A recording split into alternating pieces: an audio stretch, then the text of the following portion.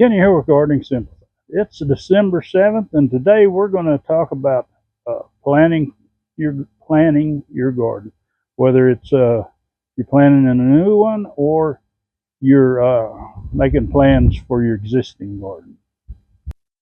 Your garden could be a container garden, it could be an in-ground garden, or it could be a raised garden.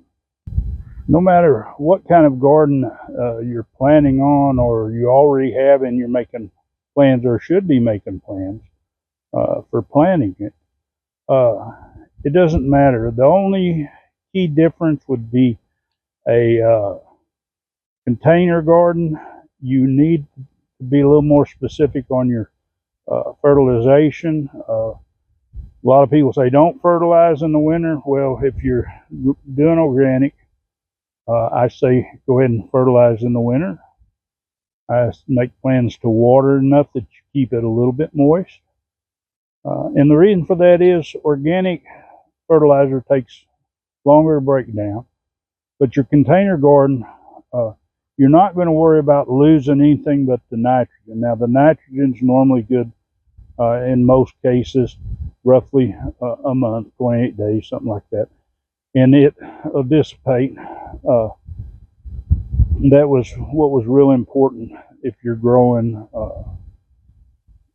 crops like hay or something like that, because you need to know how often to put it in. But we're going to strictly kind of stay to vegetables. And the thing about it is you have NPK, your nitrogen, phosphorus, and potassium, or phosphate. And the phosphate and the potassium won't leave there. They'll get broken down by the microbes, and then it'll be more ready for them to bring it to your plants when you plant in the spring. Now, that's for those of you that's up north that it's getting too cold to plant. Now, down here in the south, and of course we're in zone 8, which that gives us our winter low time average temperatures. Now, it could be warmer or cooler. I've seen it when it's in the 90s, December 25th. So we don't know what to expect, and with these trails in the atmosphere, even if we was expecting what we was to expect, we probably wouldn't get it. But anyway, I'm out here today, and it seems like I'm always making plans, whether it's springtime, gardening, the summer, getting ready for the fall or the winter. And we're not quite in the winter. I think technically it's say December 21st, I believe. But we are starting to see cooler temperatures. In fact, I think this week, here in a few days, we'll probably be down to the mid 30s again, and that's not cold compared to those of you up north.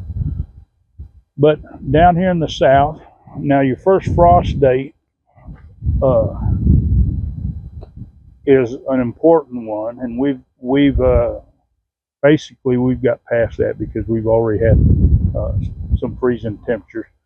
So there's not a lot of crops that I would tend to plant that are let's say frost tender or would be susceptible to freeze. Even some of the brassicas like this broccoli here, it kind of got whooped up a little bit on just under 28, 27.8 or something like that. Maybe got a little cooler, but it really did a job on it. But there was no heads forming, so it should survive just fine. All these other little plants, the ones close to the ground, they held a little more better tolerant to the heat, and some plants just do better, like this cabbage here, early Jersey does real good. And that's part of when you start planning your garden, whether you're a beginner or you're experienced, you need to not just plant crops, you need to find crops that grow good for you. Because if you're going to plant like me and you're going to plant through the winter, now last year I tried to protect everything. This year I say I'm not going to do that. But if you're planning to, if you depend on that food, which we have plenty in our stores that we've preserved through the summer. And that's another thing on the planning end of it. But if you're if you want to try to survive on your garden through the winter, then you'll need to consider, depending on where you're at, maybe some fabric, some row protection to keep them just a little bit warmer. Now, those of you that have a greenhouse, you could plan to grow other things.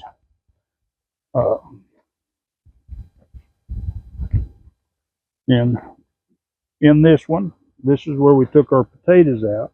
That's all part of planning. You plan for a certain time, and then you do your harvest and whatever you plan to do with your harvest. But if you have a greenhouse, you're more likely to be able to grow some items that'll tolerate a lot of cold. Unless you have a heated greenhouse, then you can grow just about anything. But just a regular greenhouse such as this one, it will not hold the heat. Overnight it'll get almost the exact same temperature as it is outside. Now, you don't have the problem with frost coming on it or something like that, because your humidity is normally higher in here. And you can protect these with row cover, which makes a big difference when it's in a greenhouse, because you don't have any wind to take away any of the surface heat. So that's another thing that you're going to plant. But you have to have beds ready. This bed here, we've still got a bunch of holes where we actually pulled out our tomato plants instead of just cutting them off, because this area here has plenty of nematodes and the roots were really infected. So to get more nematodes out, we pull the roots up too. Now, if you're going to plant and compost this, unless you've got some kind of way to biofumigate while you do it, don't do that. Make plans. Understand what you're doing when you're cleaning up.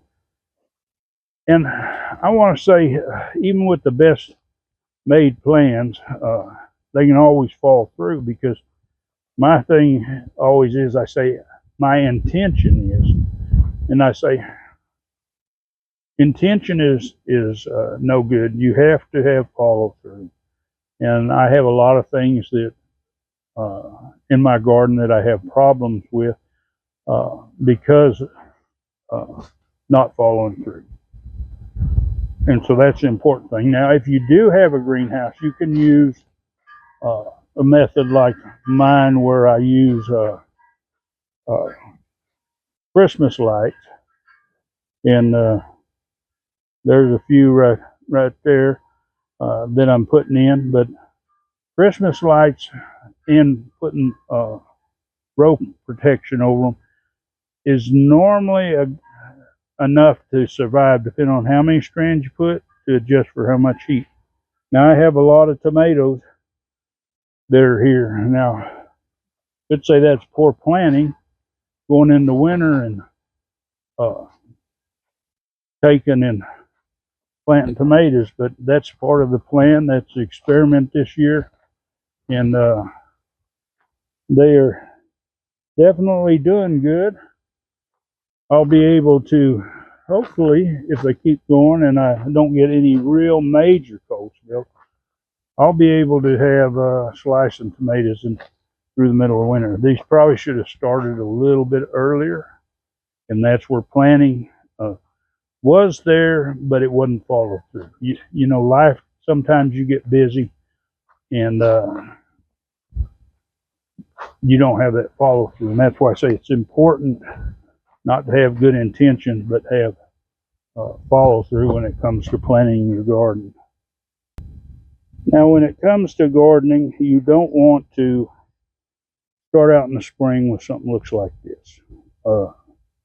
You're setting yourself up for failure, and you're going to be fighting it the whole time, and you're not going to enjoy your gardening experience. Now, if you are starting out fresh with a garden spot, and it's something like this, you got weeds and grass and stuff, you can take and tarp it or get some black plastic and put on it over the winter And if you're planting a springtime garden, it'll be ready. Otherwise, you'll need to do something to remove as much of the weeds and grass as you can. You're going to have seed, so it's going to come back. But then you can start planting your garden. And even though you pull up all those weeds and stuff and get it prepared, you can see this is a natural part of gardening. Weeds come in. Now, if you're doing more of a permaculture type, and so you allow a lot of the vegetables to run amongst others. Now, a lot of times they don't do as good, but that's your thing to do, then do it. But if you're doing permaculture because you say you don't want to do the work to do the weeds, you're not going to be happy with your garden at all. So just know you're going to be pulling weeds. This bed here was just recently reconditioned. And whenever I recondition one, I put a couple inches, maybe 3 inches of new wood chip compost down. Now this bed here did have a lot of weeds. I have not got back to my compost bin here, so I had seeds blow from there, other seeds come in, and so it really did have a lot of grass and stuff. But what we did was we come in here with a stirrup hoe, hoed it out, picked out the big stuff, and then when we lay 2 inches of compost, you normally don't have to worry about seeds germinate through it. Now, occasionally you'll get some, but most of the time you don't. So that's one thing in your planting that might be a way that you want to do your bed. Along with that planting, you're going to have transplants to go in. And you're going to have to plan these ahead of time. And that's why it's important right now. If you can't plant, or you just plant a spring and summer garden, you start planning for it now. You might be planning to grow your transplants, but you might be planning to buy them. Now, if you plan to buy them, you might not be able to get what you need when you want it, and you might be worried more about the cost of the loss and be afraid to plant it. So you're going to have seeds. Now, I have this freezer here, and this is only part of my seeds, but I have lettuce, carrots, all kinds of greens, summer squash, peas, all kinds of seeds in here, some flower seeds, onion seeds, because I grow all my plants from seed. So when you plan to plant from seed, you need to figure out the grow time. And most things, you're going to be looking at 6 to 8 weeks. Some of your brassicas and stuff you can probably get in 6 weeks, 4 to 6. But you need to plan ahead. But before you can plan to plant those, you need to have some seed. And the winter time is the ideal time to get seed. Now, I buy seed year round because there's certain things that I see I might want to try. Some of them might be for summertime, but I get them whenever I think about it. And then I just put them away until I need them. Peppers take about 8 to 10 weeks, so, and the only thing you can go by is your last frost date or your first frost date, depending on what you're planting. But for a lot of you, it's going to be your last frost date that at the end of winter, and you're going to want to know when it is average and start your transplants ahead of time. And I always try to do videos when it's in my time, and for you up north, your time would be a little later than that as a reminder. But the important thing is, because last year, or this year rather, I had taken and planted all my peppers. I got all my seed out in my pepper bag, laid them all out, planted all my peppers. In about a month and a half later, I realized I didn't have one variety that I had planned to plant. And by the time I got seed, You got them planted, and like I say, peppers take 8 to 10 weeks before transplant. Well, these never did. After 2.5 months, they were still only about an inch tall, because ideally it was the wrong time of year, the temperature for fast growth and such as that. So you need to plan now, even though you don't garden until in the spring, and find your seeds. And plus, you don't know if they're going to be available. It's,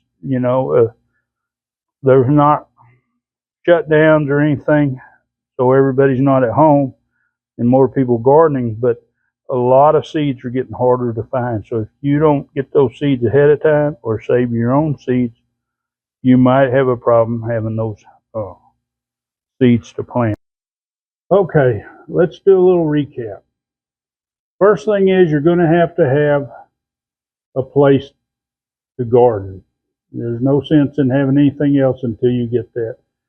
And like I say, the fall is the best time to start preparing your garden for springtime. If you garden year round, you're preparing it all the time. But once you have it ready, you're going to need plants. And in order to get plants, you're either going to have to buy them or you're going to have to plant your own. Now, I'm going to suggest, and I always plant a lot of plants. Of course, I do the farmer's market, so I do need a few more, but I plant a lot more than what I need to have.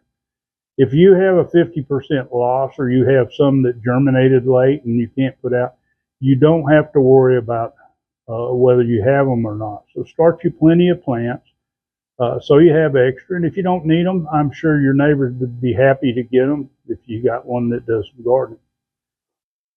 And next thing is know your last frost date, and that way you can adjust your time and